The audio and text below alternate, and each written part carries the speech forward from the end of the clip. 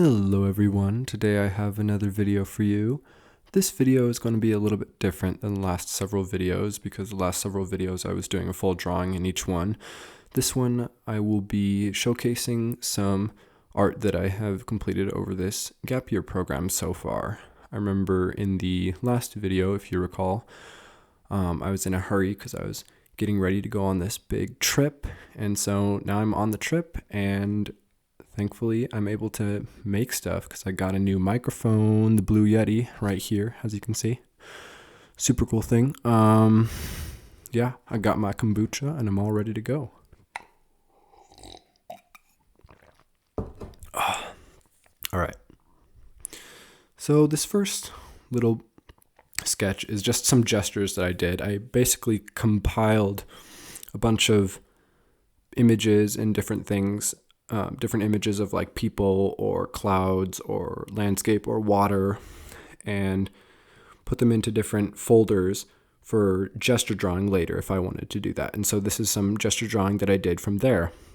As you can see, I'm kind of using the technique where you like take the limbs and you draw them as cylinders and the joints as little balls, and you just like kind of draw the basic shapes, and you draw like a center line on the face and a cross line for where the eyes are, and then you kind of get where the ears are, and just like trying to get the proportions right, because this is really how you get really good at proportions, is you continually do like really fast gestures of them, and then it becomes more intuitive the more you do it, because at first it's kind of mechanical and you have to like figure it out, but then also if you practice a lot of gesture drawing, then it just becomes intuitive. You're like, oh yeah, I've drawn this a million times, I know what I'm doing.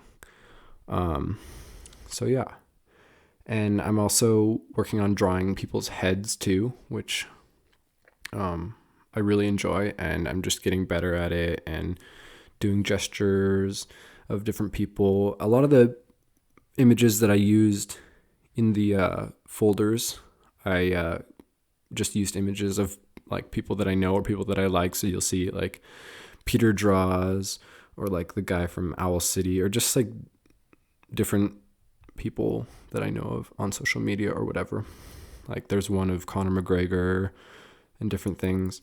And basically like just some of these you're going in more detail and some of them you're leaving them loose. It just depends on like what your goals are. And if you're doing a lot of loose stuff, that's kind of getting the proportions and getting the intuitive feel and being able to do it naturally. This one right here, it was cool because it was like really dark, and so the highlights were really emphasized. And so it's really good to draw things that have really dark darks and really light lights, because then it gives you a better idea of like lighting principles and where shadows are and how shadows lay across a face or a blanket or any sort of object. So that's something that's really good to practice, that I like practicing.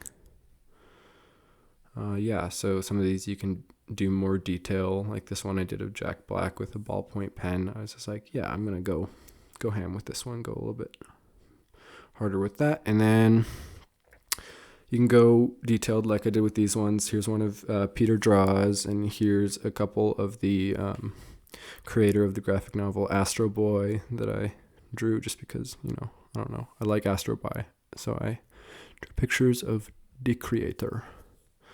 Here I'm getting the proportions of muscles, and basically like you just start to figure things out. Once you draw enough people like nude or whatever that have all their muscles accentuated, you kind of understand where the landmarks are. So like I never really knew this, but the belly button sits almost exactly at the bottom of like those last couple abdominal muscles, as you can see right here. And that's been really useful for trying to draw things when I'm not using a reference, because then I can like think back like, oh yeah, that's kind of how it was. So there's like a combination of it being a natural drawing, and then like you have to think through it. So it's just like a combination of intuitive and mechanical.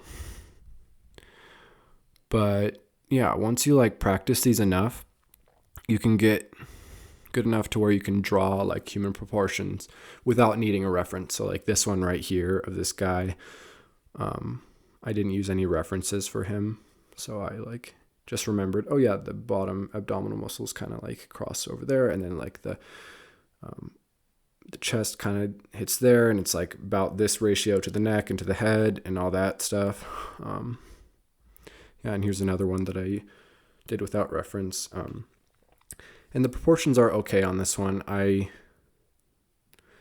didn't get them totally right, and like I was trying to get some cloth going, trying to draw the cloth, and I'm not sure how well that turned out. That's something I want to practice more, but that was one of the more completed pieces that I did on this trip. 1 second.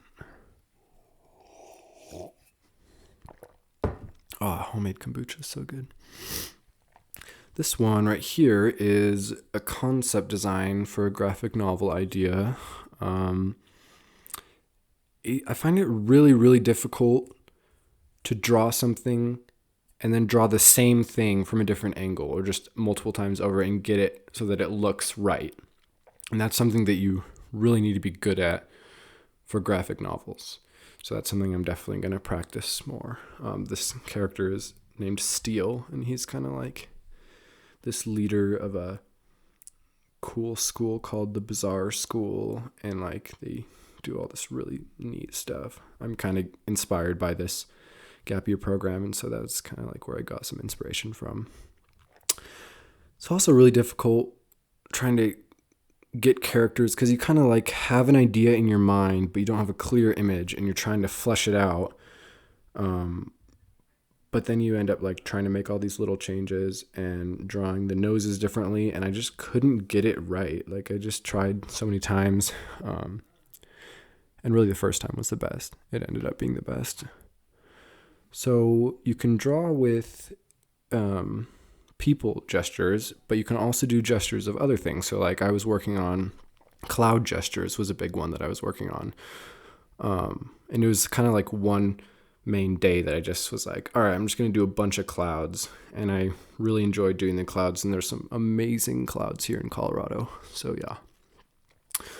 When I was drawing these clouds, I kind of noticed like a certain formula that I developed, which is basically you like draw the outline of the cloud, like rough, and then you come in kind of with some maybe sharper corner or sharper edges to like rough out where the actual like lumps and bumps and different puffs and poofs of the cloud are. And then you come in and you do the really dark shadows, and then you do kind of like lighter shadows, and then you just leave the rest white as the light hits it. So it's like generally when I was looking at the clouds, I would see that there's like the dark kind of blackish shadow, and then there's like the gray shadow, and then it's just light and white where the light hits it. So that was nice to notice. You can see I drew little hearts next to some of the clouds. Those are just the ones that I liked the best. And it's kind of nice to like do that where you draw a lot of something and then you go back and you look at the best ones, and then you could redraw those best ones just to like really get them ingrained so that you're like perfecting or practicing what you think is the best. Yeah, and clouds are kind of interesting to draw because as you're drawing them, they're changing. The wind is moving them, and they're like morphing and turning in different shapes and stuff. And so it's kind of difficult, and you have to draw them somewhat fast in order to get the form and the shadows and all that within the same thing without it like, you know, because sometimes if you're going really slow, then you're like drawing a cloud in the outline, and then you look at the cloud again for the shadows, and then the cloud's completely different. And that's like if you're drawing really fast moving clouds, or if you're just like a really slow drawer. Another thing I was working on was water gesture, as you can see here. Now, water gesture is like 10 times harder in a way. Like it's just like another dimension of that speed, because really, when you're drawing water that's moving really fast, it's kind of impossible to do it accurately. So kind of what I was doing was just getting a feel for what the water was doing.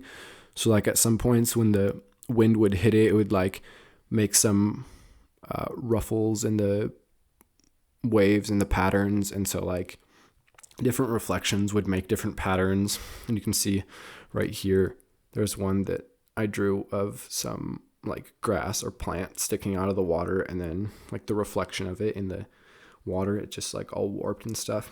And so I made a couple notes too as I was drawing, just to like get an idea. So like this one over here, I noticed it looked kind of graphic and it didn't look very natural or organic. And then over here, I was kind of also noticing that the reflection of the trees, I believe it was, on the water created kind of a yin yang with the water. So like on the white-ish area of the water, there was like the lots of little black like circles and dots, and then in the darker black area of the water there were white circles and dots, kind of like as it transitioned from the darker to the lighter water.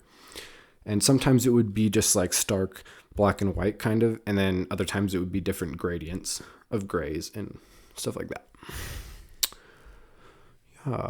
Let's see, where am I?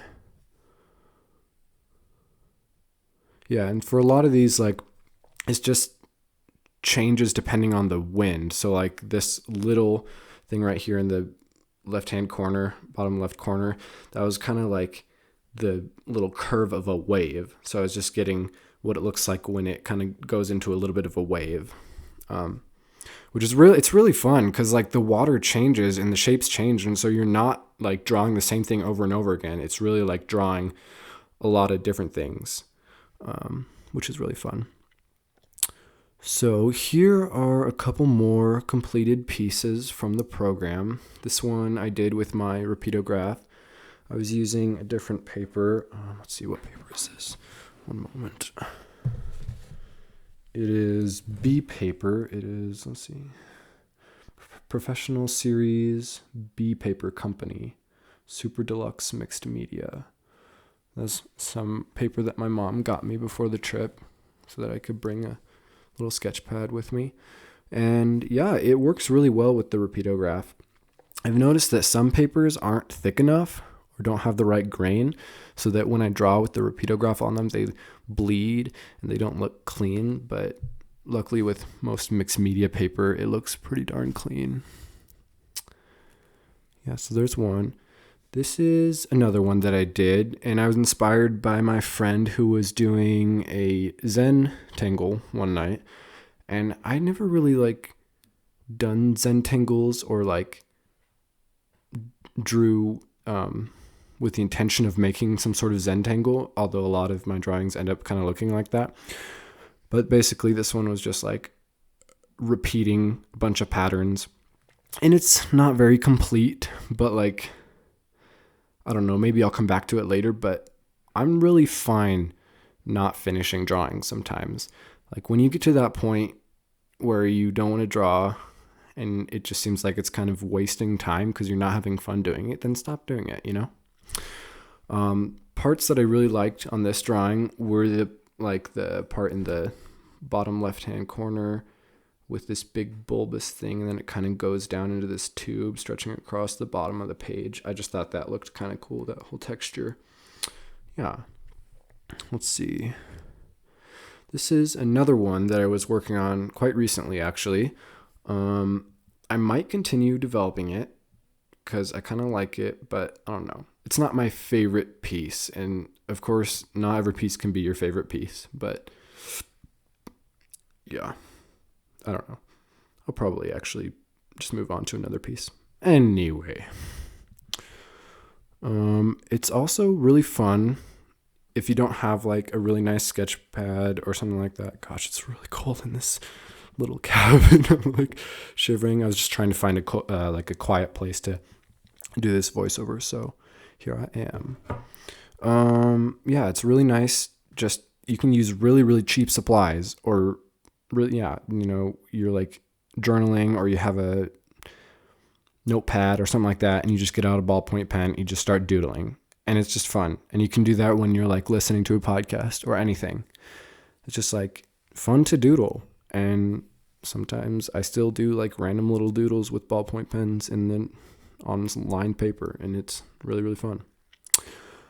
Now, I have been really inspired lately and just full of energy and like been working out every day and just really full of energy. And so I'm thinking about starting some more YouTube channels. One of them is going to be a fitness philosophy YouTube channel called Invitation to Play. Now, I have some video ideas for this, roughly 26, but they're like super rough ideas, so I'd have to flesh them out and do more research and all that stuff. I'm hoping to post one soon. Anyway, I kind of got ahead of myself a little bit. Like the designer in me was just like, all right, I want to create a logo because I just love creating logos. So I have a few different logos right here, and I'm curious which one you like the best. There's 4 different ones right here. And yeah, leave a comment below to see which one you like the best out of these 4. Yeah, and then I'll take that feedback. I'm pretty sure I'm going to go with the one all the way to the right, and I think I'm going to go with this color scheme right here. And that just really seems like fitness, vibrant, like new, exciting, and like clean and just professional, and I could just see that as a sticker somewhere on the back of, a laptop or on a shirt or a hat or something. And it just makes me excited. Anyway, I'm excited about that channel. I will post a link in the description to that channel. There might not be anything posted on there when you're seeing this video, but I'm hopefully going to be posting on there soon. Anyway, I hope you guys enjoyed the video. Make sure to give it a thumbs up and comment down below what you thought. And if you think I should do any more summaries or just like videos like this, or if I should do more long drawing time lapses, or if I should do like maybe graphic novel development, journal videos, like log videos or something like that. And please subscribe, and I will see you in the next video. Love you guys. Cheers.